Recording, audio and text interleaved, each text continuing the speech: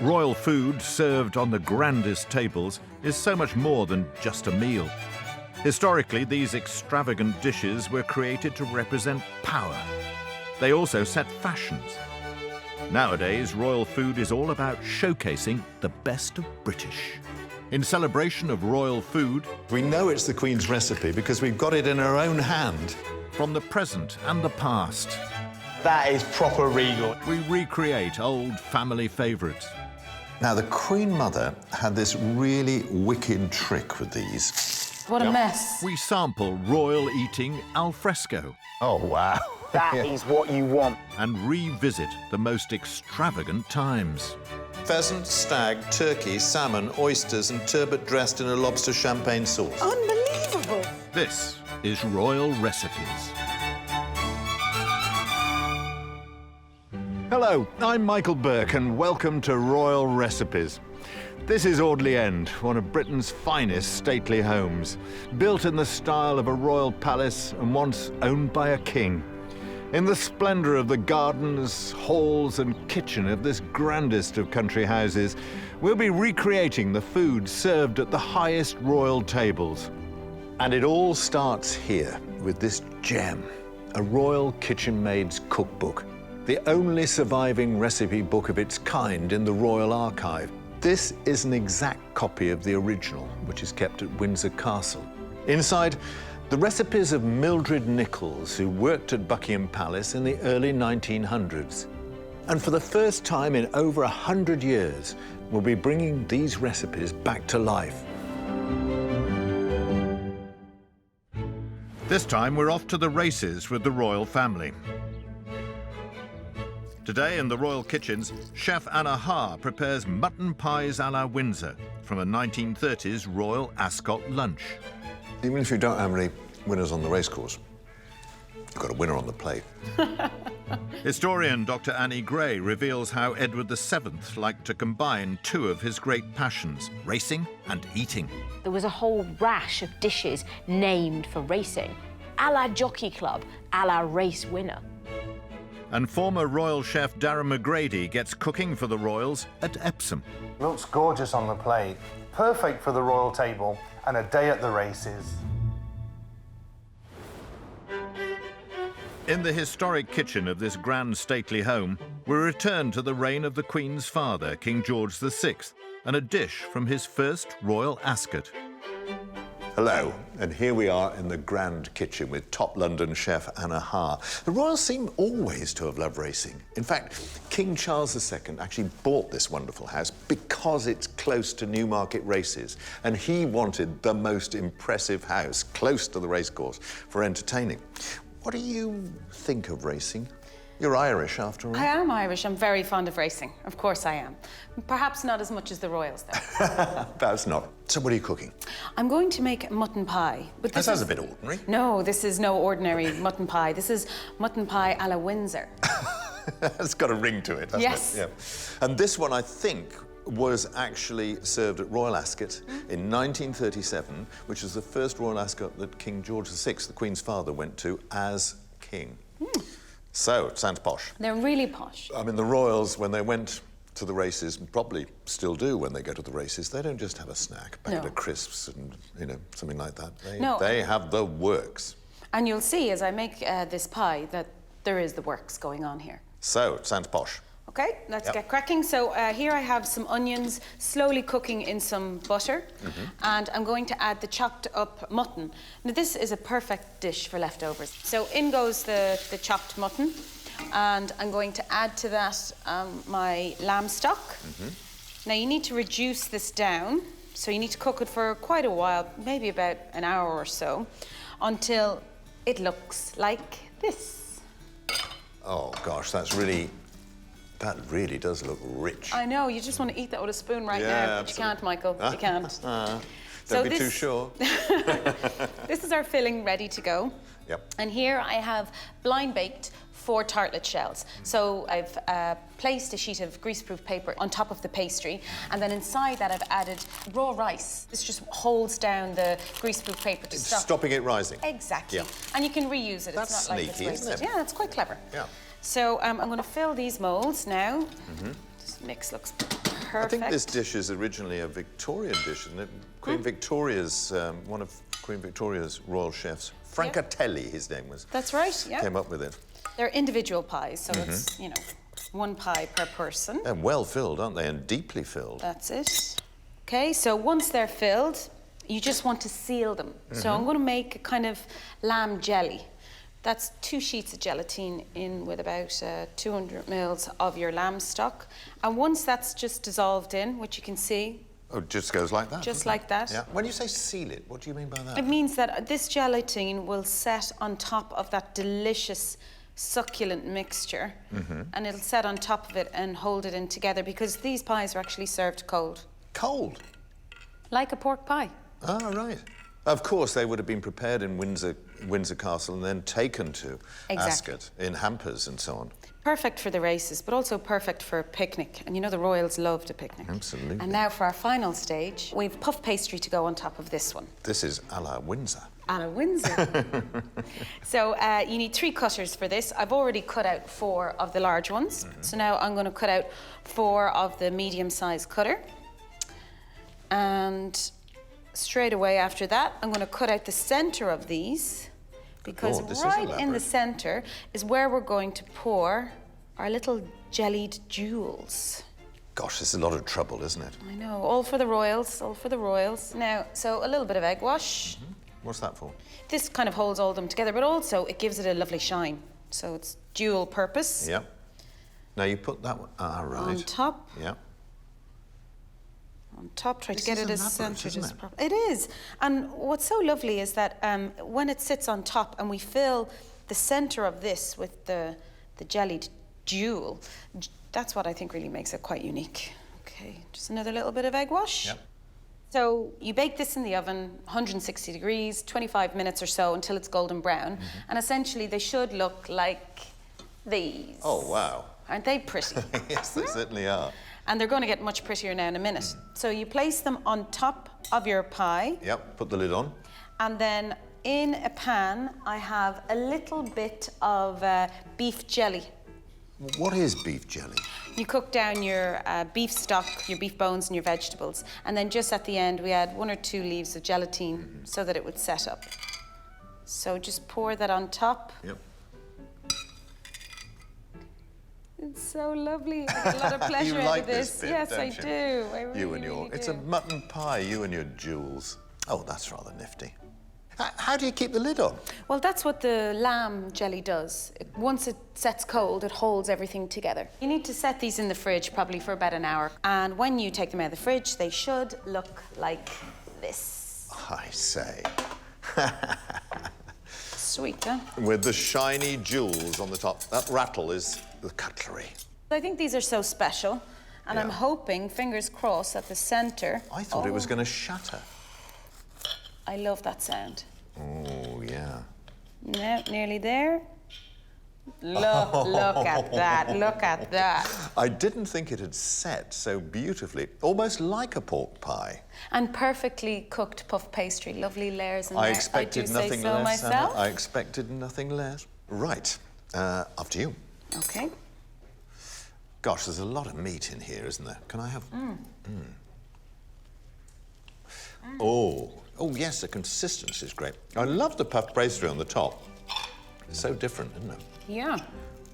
Oh, that's really good. Wow. I mean, even if you don't have any winners on the racecourse, you've got a winner on the plate. Mini mutton pies, just one of 11 courses served at King George VI's first Ascot meeting. Racing is, of course, the sport of kings, and that tradition goes back centuries. One English town lies at the heart of it all.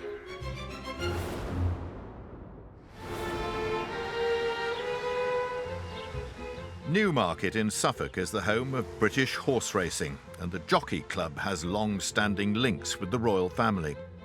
One of its most colourful and enthusiastic royal visitors was Edward VII, also known as Bertie.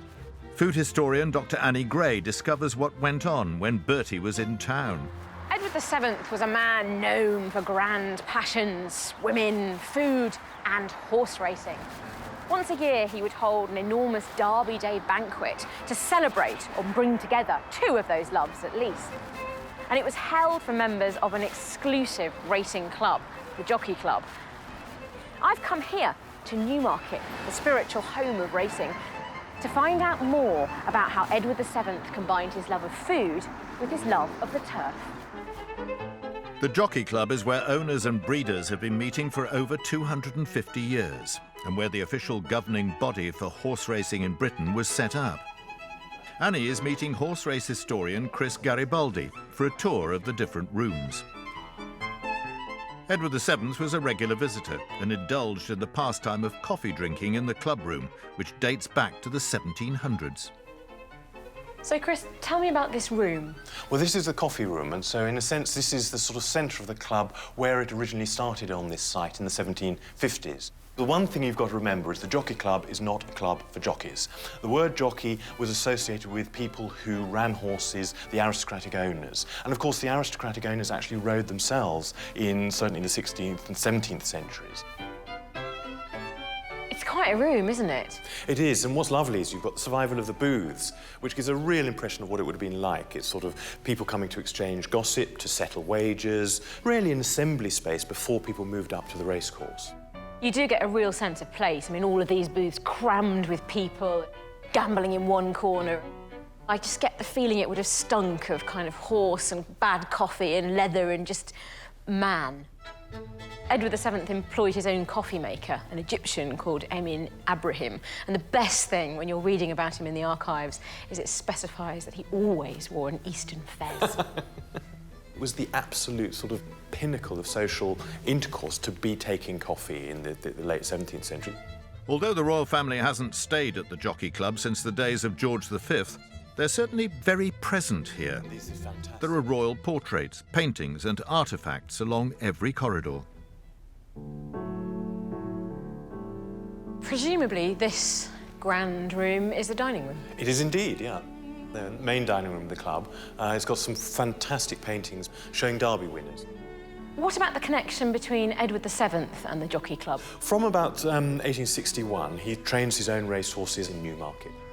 And with the Prince of Wales, a whole sort of new set come into Newmarket. And he stayed here, didn't he? He had a set of apartments built and yes. a staircase built for him? Yes, there was a separate entrance. The main entrance for club members is from Newmarket High Street, but the King's entrance was from the other side of the site, from the avenue, to allow him to come and go pretty well as he pleased. So he was able really here to live almost as a private individual? As normal as it was possible to be. It was around this time that Edward VII brought back the tradition of spectacular banquets thrown the day after the Derby, known as the Derby dinners. The Derby dinner gave him an excuse to entertain on this kind of palatial scale. His taste was for very elaborate 18-course dinners. Incredibly rich sauces, everything supplemented with truffles and foie gras, and very much that sort of high-end Escoffier-inspired French cuisine. And those things would have been reported in the newspapers, so Absolutely. I'm assuming that this is really something that is putting Bertie, Prince of Wales, on the map. Bertie's rejuvenated Derby Day dinners really did catch the spirit of the age. There was a whole rash of dishes named for racing. A la Jockey Club, a la race winner. And you find in 19th century cookbooks, time and time again, illustrations of culinary kitsch, something unidentifiable covered with lurid green colouring, with little jockey caps all the way round. And there was a real vogue for tiny little copper horseshoe moulds.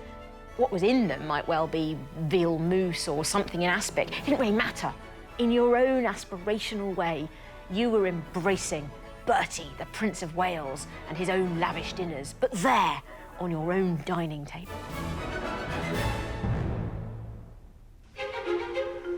As well as the Derby dinners, Edward VII would enjoy some equally rich, indulgent and long lunches at Ascot.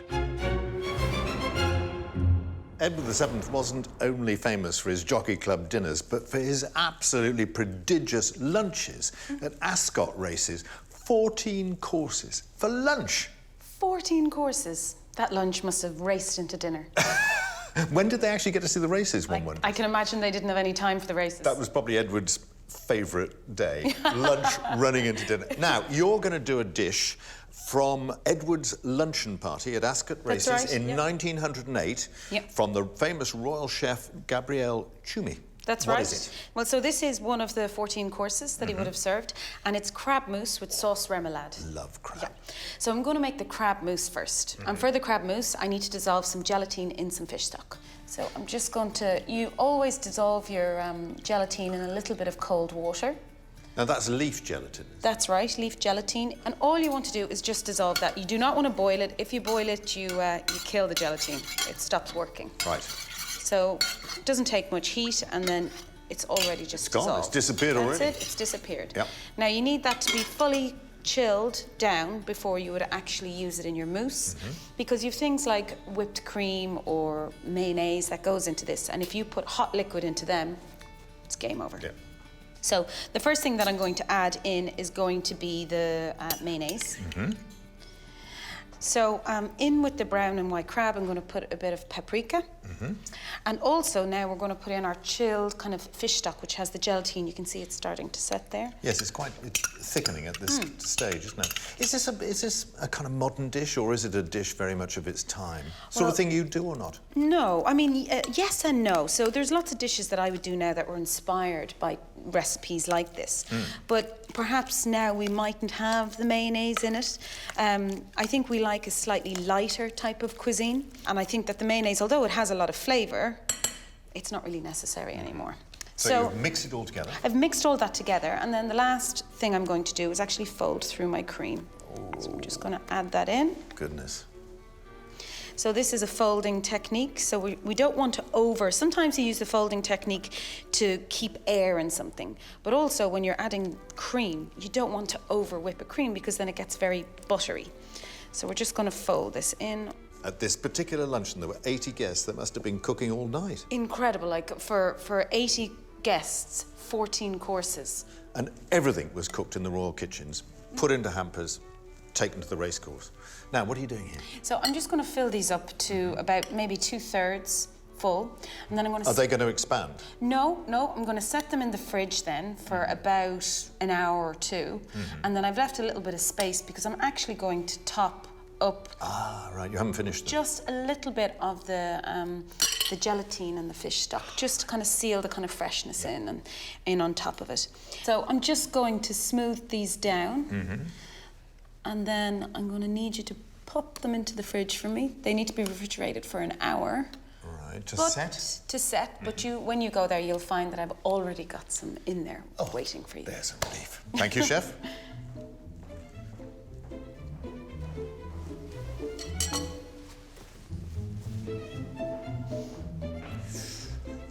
There you go, Anna. Thanks for that, Michael. Just pop it down there. Nothing Thanks. cold. Now I'm going to make a sauce remoulade. What's remoulade? So remoulade is essentially fancy mayonnaise. Isn't it a bit odd, mayonnaise with this? It's a bit old school. You know, when you look at some of the recipes from 50 to 100 years ago, you will see an awful lot of mayonnaise in things, where I think now we do like food a little bit lighter. So we do use mayonnaise, but perhaps not as much. So you've got your mayonnaise here. Yeah. And I only need a small kind of about a teaspoon amount of mustard. Just to give it a bit of bite? Yeah, a bit of bite and lovely acidity as well that you get out of Dijon mustard. Then I'm going to add the herbs, so your chives and your tarragon. Oh, I love tarragon. Perfectly chopped by myself. Actually, you did do it incredibly finely. And Takes years, doesn't it? It does. It takes years. Dedication, hard work, training. Lemon zest? And a bit of lemon zest on top. And it just brings it all to life. Yeah. Give it a nice stir. So it's not really complicated? It's not complicated, no. And you're just going to add a spoon of that into your dish, and you're going to serve it on the side. Or I'm going to serve it on the side. Yeah. Oh, yes. So that's our sauce remoulade. Yeah. I'm now just going to put the last stage of the jelly on top of the crab. Right. Top it off. Top it off. So these are lovely and chilled. And I'll just pour this on, I'd say. Yeah. So this is the fish stock with the gelatine that we used earlier. It also went inside the crab mousse. And that's going to set pretty quickly, I would think. That will having set pretty quickly. Freezing mousse underneath. Yeah. But it turns out that although this will set quickly, I've already made one finished. How useful. Oh, it does look neat, doesn't it? So here we are. Yeah. So we're just going to add our sauce remoulade here and then our Melba toasts. Is this the time we taste? This is the time that we taste. I love crab. There you go. Okay, thank you. Right up. You first. Okay. I think I'll go for a bit of the crab and the Melba toast I can hear the first. thundering of the racehorse hooves, but I'm more interested in the crab. There we go. I love just smearing it. But I'm not so sure about the mayonnaise. Let's try it with it. You're right, I'm going to try that Yeah, I next. think it's, you know, doubly rich. Bit rich. I know, old school, but not old hat. Crab mousse, as enjoyed by Edward VII at Ascot in 1908. Let's hope his horse came in as well. Nowadays, it's traditional for the Queen to serve tea at Ascot. The only lunches served in the royal enclosure are at Epsom for the Derby. One royal chef who's prepared many racing lunches is Darren McGrady. As a Buckingham Palace chef, Darren would also work at Windsor Castle, where all the royal lunches were prepared for Derby Day at Epsom. The Queen always serves a cold buffet, and in the 1980s, Darren recalls preparing some favourite fish dishes. I'm making a Gleneagles pate, which is layers of smoked salmon, smoked trout and smoked mackerel. It was one of the dishes I prepared for the royal family at Balmoral, Sandringham, Windsor, especially Balmoral Castle, where they had all of the fish, all of the salmon coming in from the River Dee. I'm going to start off with a loaf tin. We line the loaf tin with plastic wrap, and then I start taking the salmon, and we're actually going to line the outside of the mould with that salmon. So something like this dish would be made using the salmon from Balmoral. Once the tin is lined, the next step is preparing the fresh trout, which will make up the first layer of the pate. So we're going to start off with the trout, and then in there we're going to put some butter. See how easy this is. I'm also going to take some lemon and squeeze it straight in. Add some salt and pepper, and then a little fresh dill in there. Balmoral Gardens are incredible, just to go and actually pick all your own herbs. They go into the blender. The Balmoral Gardens are absolutely amazing. They used to grow everything. It was almost self-sufficient for the 8 weeks that the Queen was at Balmoral Castle. Look at that for a beautiful pate. Oh my gosh, that smells so good. I'm going to take this and put this into the bottom of my mould. So spend a little time just making that nice and flat, so that when you cut into it, you'll see those beautiful layers. And the way to do that is to chill each layer as you go along. So this one will go in the fridge for a little while, ready for the next layer. As the trout pate cools in the fridge, Darren prepares the next layer by repeating the process, this time using mackerel. He removes the skin and then blends the fish with butter, lemon, salt and pepper. This one's had about an hour in the refrigerator, and that's firmed up. And then we can take this gorgeous smoked mackerel and make that our next layer. And we always do it in that order because we want to keep a layer of pink, a layer of white, and a layer of pink. I've seen before at Buckingham Palace, one of the chefs actually make this dish, and he puts the salmon and the trout and then finishes with the mackerel. Pink, more pink and white, it doesn't go. Start again. So try and make sure that that mackerel goes into the center. The mackerel is much denser fish, so we don't need to go back to the refrigerator with this one. We can go straight on to that next level of adding the smoked salmon. And this is a straightforward salmon. Again, some more butter in there, some black pepper, a little lemon juice, and finally, this time, we're just going to put some chives in there as well.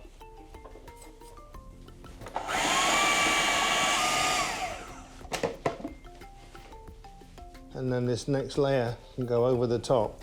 And this is our last layer. And we can take our salmon and roll that over the top.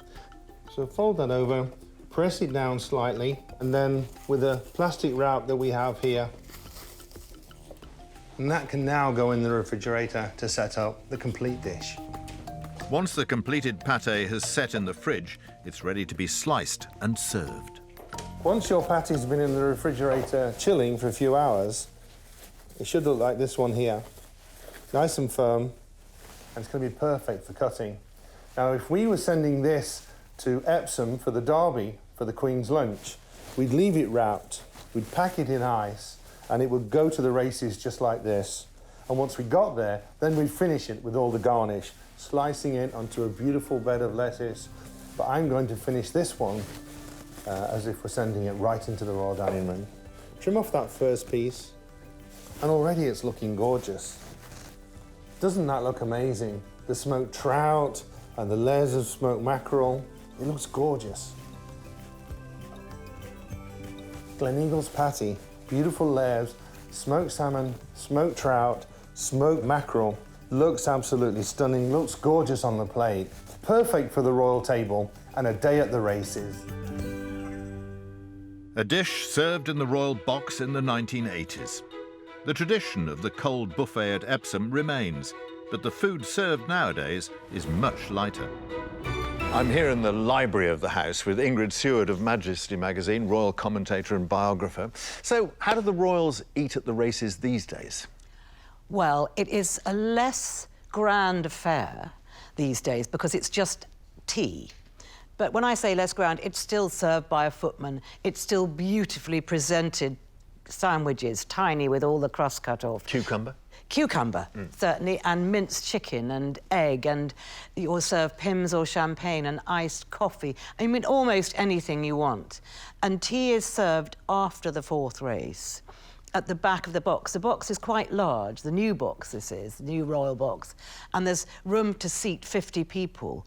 And it's not a placement, but the Queen obviously chooses who she wants to sit next to. But this is only part of a wider entertainment over Ascot Week, for instance. Well, Ascot Week is a chance for the Queen to entertain all kinds of people, mostly her horsey friends, which of course she loves, and then foreign dignitaries and some of Prince Philip's foreign relations. So they're all put in as a hodgepodge. But this happens at Windsor Castle? This happens at Windsor Castle. So what happens there? Well, it's very formal. People get invited by letter, and then they're told exactly what to do, what to bring, what to wear. And in the old days, it was for 4 days. Nowadays, it's called dine and sleep, and they usually just stay one night. And ladies are asked if they would like to keep their hats on for lunch or take their hats off. And lunch is quite a quick affair because then the royal party gets into their royal daimlers and goes into Windsor Park, and then they change into the carriages and go on the procession, the famous royal procession down the course. Ascot races have also produced some famous romances. Princess Diana invited Sarah Ferguson to lunch at Ascot, and she was sat next to Andrew, and he fed her profiterole rolls, and the rest is history. So in the very unlikely event that I was invited, what would the experience be like? Well, in the very unlikely event that you were invited, you probably wouldn't be in the royal procession, and you would meet the royal party actually at the races in the royal box, and you'd probably be introduced to the Queen. You'd be given a wonderfully strong drink, and you'd have the best view of the racing you could possibly have and meet some very interesting people. Are all the royals equally enthusiastic about the races? No, they're not. Obviously, everybody knows that it's the Queen's big passion, and it was the Queen Mothers and Sophie Wessex and Prince Edward. Even Prince Charles likes racing, but Prince Philip does not.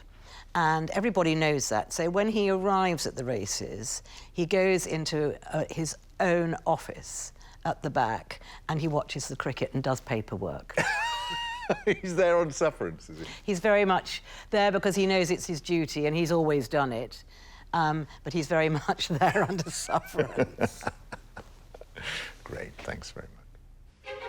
Every year, Royal Ascot attracts 300,000 racegoers. They get through a lot of champagne, a lot of lobster, and a staggering 50,000 macarons.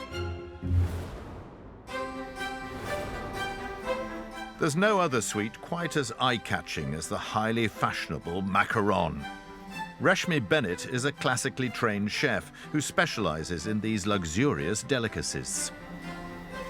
My preferred method of making macarons is the French meringue method. You start off by making a French meringue, which is whipping up egg whites with granulated sugar in a mixer. Once it's whipped up to a meringue, you add ground almonds to it, icing sugar, and then you have to fold it all in together. Very controlled movements. The technique is what we call macaronage, and then you pipe it. So there are not that many steps. I've made it sound a lot easier than it is, but that is literally what it is.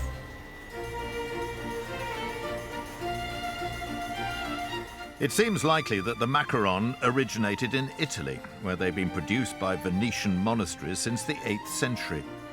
But the first written recipe appeared in France in the 1600s, and it was French confectioners who popularised these sweet treats. The Italian meringue method came into France, I believe, when Catherine de' Medici of Italian aristocracy was betrothed to the ruling king of France, Henry, and her condition of marrying him was so that she could bring her Italian chefs with her to France, because they knew the art of the macaronage and how to make Italian meringue macarons. That was her condition.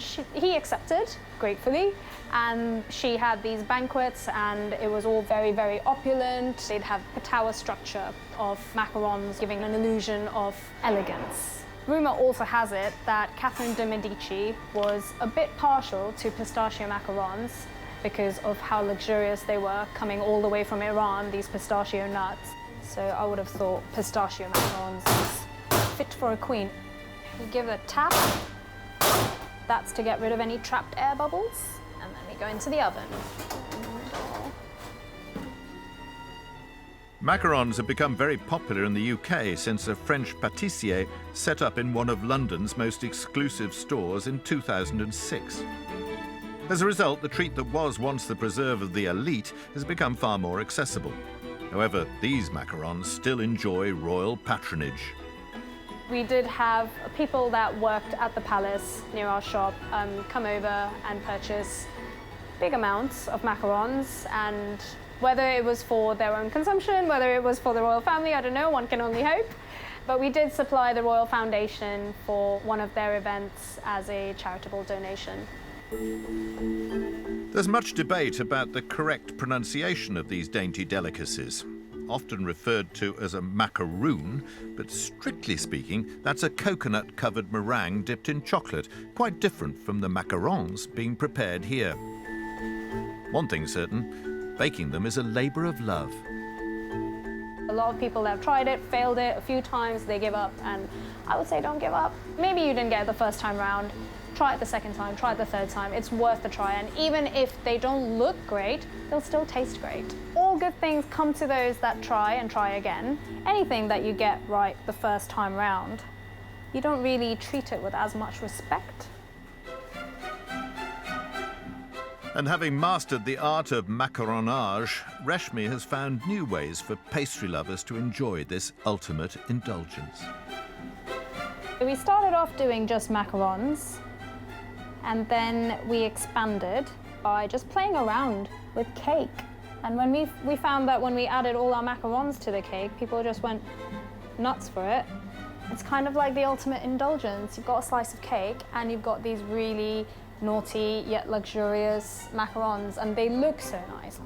We eat with our eyes first, after all. It's like aesthetically, macarons I do think are a superior confectionery.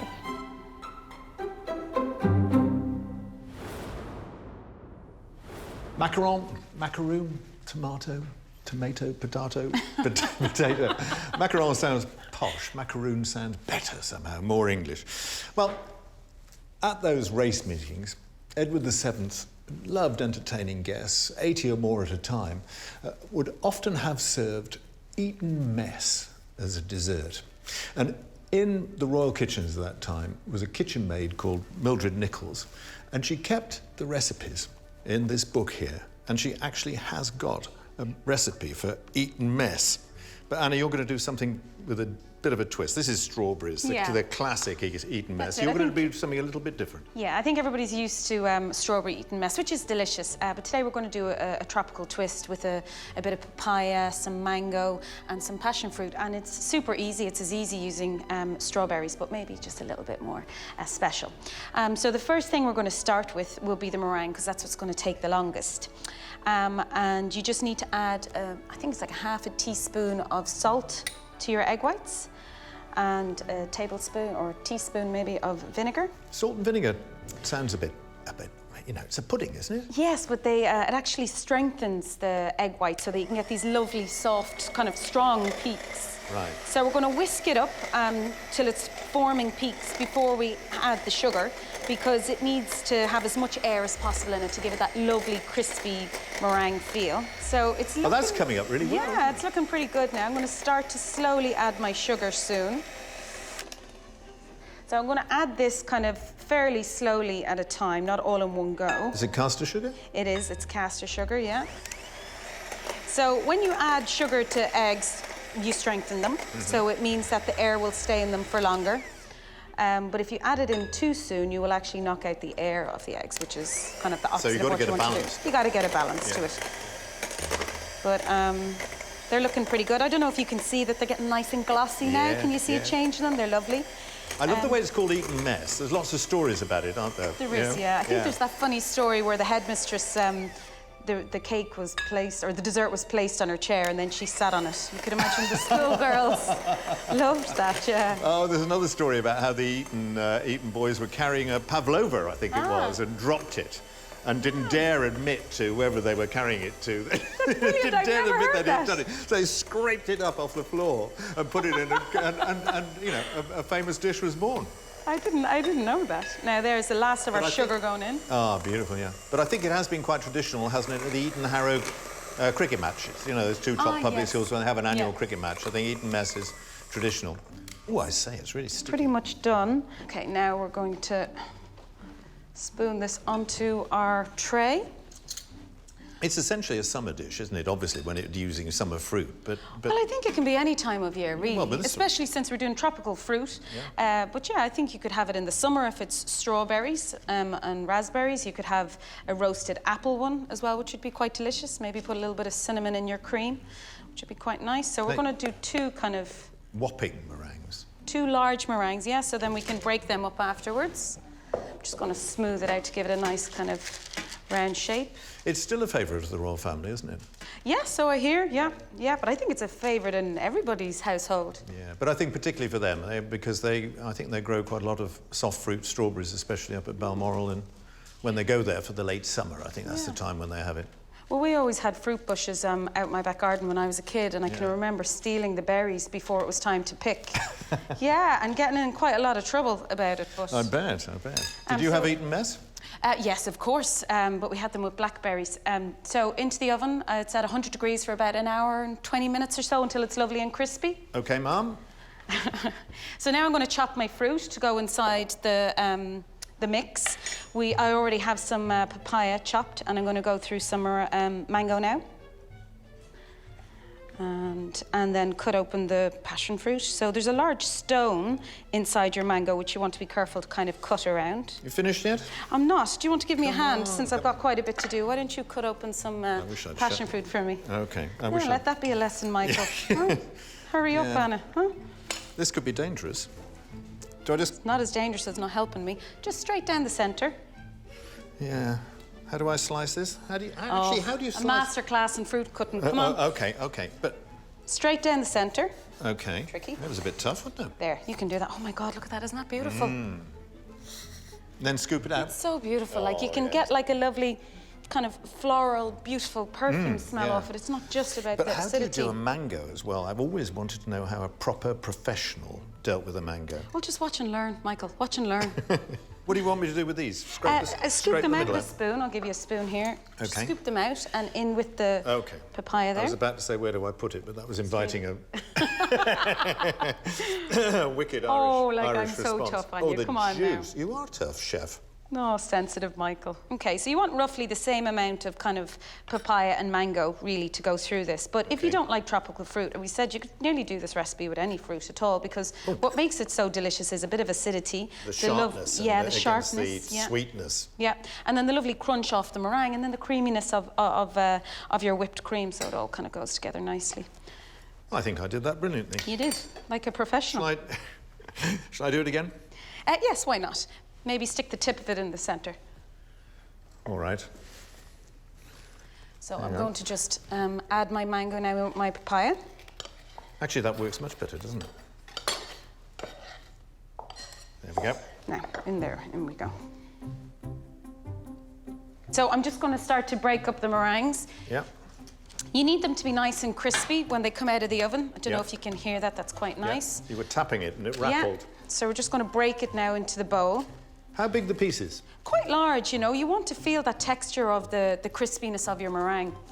And then we're going to fold through with a couple of spoons of your cream. Just go behind you there. Looks like frog spawn, this stuff, doesn't it? It does, actually. But it smells. Amazing, isn't it? Divine, So floral. Yeah, It's really, really beautiful. nice. Okay, so just gently fold your meringue through the cream. You don't want to break it up You don't want to anymore. really shatter it, do you? No. And then we're just going to put a spoon of each in whatever serving dish you're going to be using. Mm-hmm. Oh, I can just feel the anticipation of wanting to eat this because I can hear the kind of gentle crisp of the meringue being mixed with the cream. It feels lovely. It's the ultimate temptation. Yeah, and it reminds me of being a kid, and this is the part that you're always allowed help with, nothing else. Yeah. And scraping around the bowl and all that kind of stuff. Now look at this now. The colour of this is so beautiful. Brilliant. Yeah. Okay. And it doesn't take much effort, just a spoon of this now to go on top. The beautiful orange and yellows, the little... And you're just putting it on the top? Just on the top. Now, of course, you could mix mix it through. Is that because you through. haven't time? I mean, would you mix it through? You could mix it through if you want, but I think that by putting it just on top, you get this glorious colour, and straight away you get a lovely perfume smell off it. And I suppose if the trick to the dish is to have the contrast between the textures and the tastes, then having them different would be different. Yeah, exactly. So here's your tropical Eton mess. Right. Yeah, and I'm just putting a little squeeze of lime on top. That just gives it like an extra zing and brings it to life. Yeah. Again, there's That's your first taste sensation, amazing, isn't it? yeah. Okay, there we have it. So I think you might need a spoon. I think I might. Come on. Go on, you get stuck in first. No, come on, ladies first. Okay. Don't have to tell me twice. No, quite. Oh, you can just hear the crunch of the meringue, and that's what I love so much. You can make a real mess with it. Oh, mess, yeah. Oh. It's so delicious. A difference in texture. And you've got the sharpness, passion fruit and the lime, and the sweetness, and then that sticky, lovely stuff. You could just imagine King Edward VII at Ascot, can't you? Celebrating his winners with Eton mess and champagne. Oh, you're like a poet. Oh. How right you are. Perfect hand to this programme. See you next time.